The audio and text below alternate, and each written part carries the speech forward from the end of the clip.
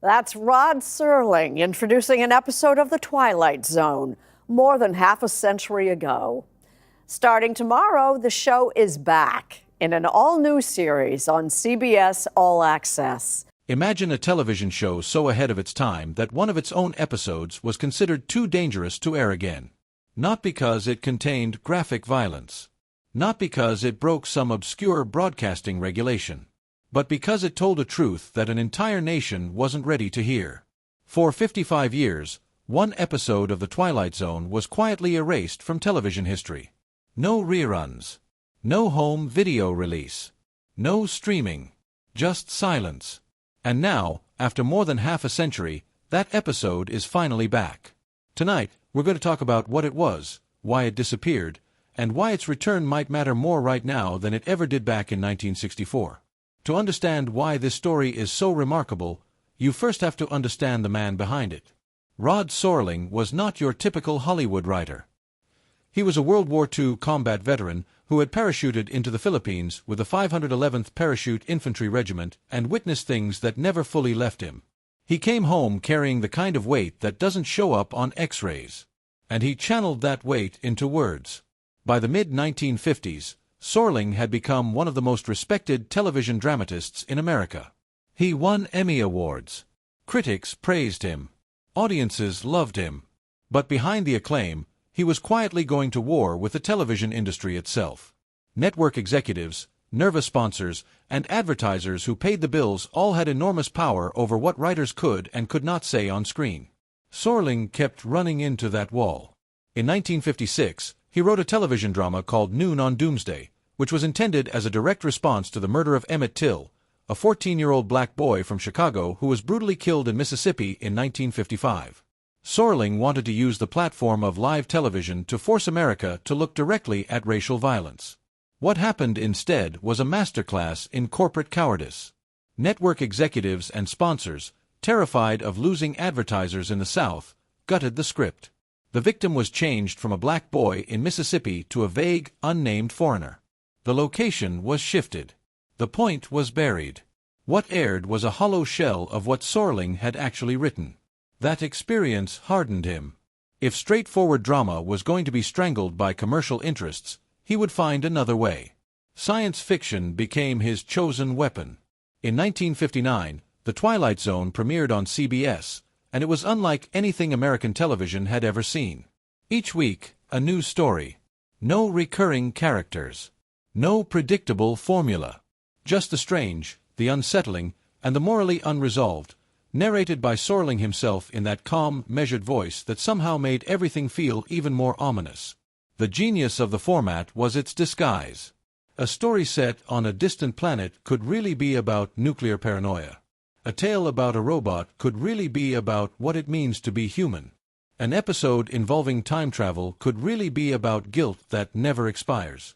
Sponsors and censors were slower to object when the target was wrapped in fiction. Serling had found a way to smuggle the truth past the gatekeepers, and for several years, it worked beautifully. The show became a landmark. Episodes like Time Enough at Last, Eye of the Beholder, and It's a Good Life entered the American cultural vocabulary. People quoted it. They referenced it. They passed the feeling of it down through generations. But not every episode made it through. And the one that vanished most completely was an episode from the show's fifth and final season, broadcast just once in the spring of 1964, and then gone. The episode was called The Encounter, and it aired on May 1, 1964. On paper, it sounds simple. 2 men. 1 attic. 25 minutes. No aliens, no monsters, no twist ending involving a spaceship. Just a conversation that slowly, methodically, tears itself apart. Neville Brand plays Fenton, a World War II veteran in his middle years, sorting through old belongings stored in his attic. While going through boxes, he finds a samurai sword, a trophy he took from a Japanese soldier he killed during the war. Not long after, a young Japanese-American man named Arthur, played by George Takei in one of his earliest television appearances, shows up looking for yard work and extra money. Fenton invites him up. They share a beer. They begin to talk. What follows over the next 25 minutes is not a horror story in the conventional sense, but it is terrifying. The conversation between Fenton and Arthur starts casually and becomes something far darker as buried tensions rise to the surface. Fenton begins talking about the war with the kind of ease that suggests he has never truly dealt with what he did during it. Arthur grows quieter, more watchful. And then Arthur reveals something shocking. He tells Fenton that his father, a Japanese-American living in the United States, was a spy who had helped Japan plan the attack on Pearl Harbor. That single revelation changes everything. The attic, already cramped and dimly lit, suddenly feels like a pressure cooker. Fenton becomes suspicious, then paranoid, convinced that Arthur is there for revenge. Arthur, meanwhile, seems almost possessed by the sword, drawn to it in ways he cannot explain, speaking about it as though it carries a spirit that demands something be settled. The two men circle each other through dialogue that grows increasingly volatile until the episode ends in violence, with Arthur falling through the attic window to his death. There is no happy ending. There is no moral resolution. There is only wreckage. When the encounter aired, the response was immediate and fierce. CBS was flooded with complaints. Asian American advocacy groups were outraged by the portrayal of Arthur's father as a traitor to the United States, arguing that it reinforced the same dangerous stereotype that had been used to justify one of the most shameful episodes in American domestic history. The suggestion that a Japanese-American man would confirm his family's disloyalty felt, to many viewers, like a betrayal of the Japanese-American community, hundreds of thousands of whom had been forcibly removed from their homes and imprisoned in internment camps between 1942 and 1946 without charge, without trial, and without evidence of any wrongdoing whatsoever. CBS, already nervous about the show's declining ratings and rising production costs, did not fight for the episode. Rather than defend it or engage with the criticism thoughtfully, the network simply made it disappear.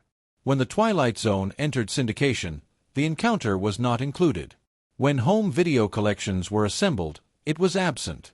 When cable channels ran marathons of the series, this episode did not appear. For decades, many fans had never even heard of it.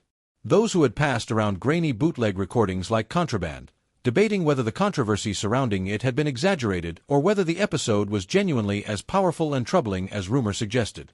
Here is the complicated truth about the encounter that its critics in 1964 either failed to see or refused to acknowledge. The episode is not a simple story about Japanese-American disloyalty.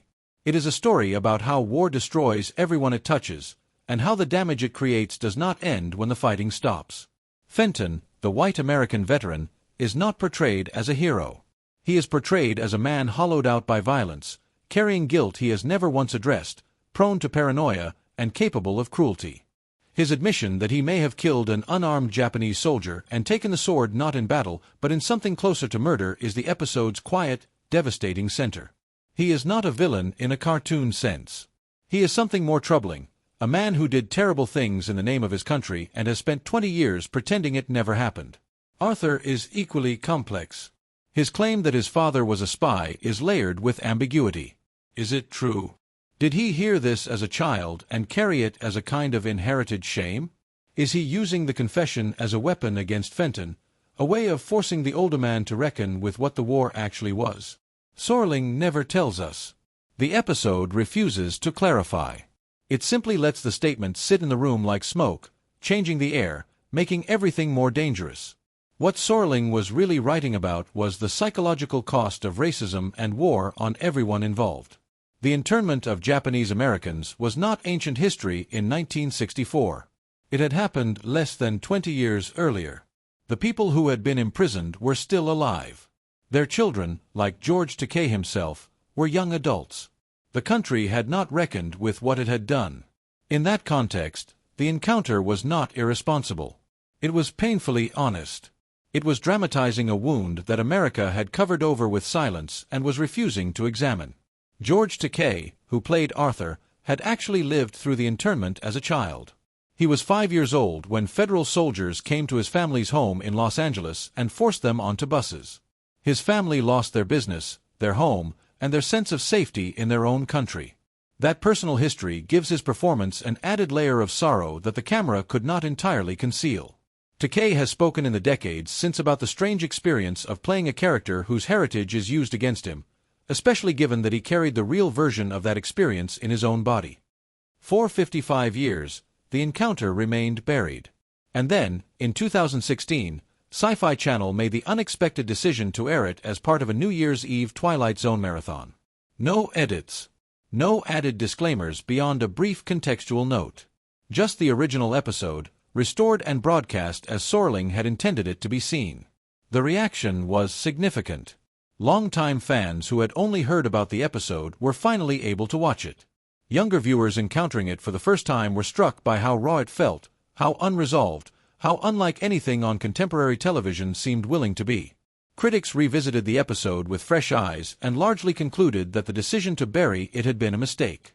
Not because the episode is perfect, it isn't, but because its imperfections are part of its honesty. It captures a moment in American history when the wounds of World War II had not healed, when racial anxiety was still raw, and when the country was deeply reluctant to admit what it had done to its own citizens. In 2025, the episode is available through streaming in a way it never has been before, reaching audiences who have never seen it and may never have heard of it.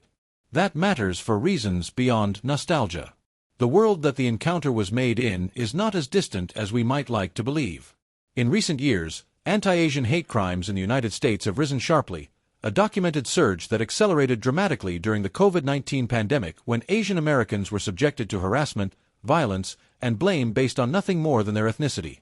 Elderly men and women were attacked on public transit. People born and raised in America were told they did not belong here. The same logic that justified the internment camps, the idea that Asian Americans are somehow perpetually foreign, perpetually suspect, did not disappear in 1945. It went underground and waited. In that context, the encounter does not feel like a period piece. It feels like a mirror. The paranoia that drives Fenton, the internalized shame that twists Arthur's sense of identity, the sword sitting between them as a symbol of violence that neither man can put down. These are not historical artifacts. They are living dynamics. Rod Serling understood something that is still difficult for many people to accept, which is that history does not simply end. It accumulates. The violence of one generation becomes the psychological inheritance of the next. The stories a nation tells itself about its own past shape what it is willing to see in its present. When the encounter was buried, America was choosing not to look at something. The fact that it is being shown again is a small but meaningful act of choosing differently. Serling never lived to see his most controversial episode reclaimed. He died in 1975. But the body of work he left behind, including the episodes that were suppressed, continues to ask the same questions he was asking 60 years ago. What kind of country are we? Who do we protect? Who do we imprison? Who do we erase? And who decides which stories get to be told?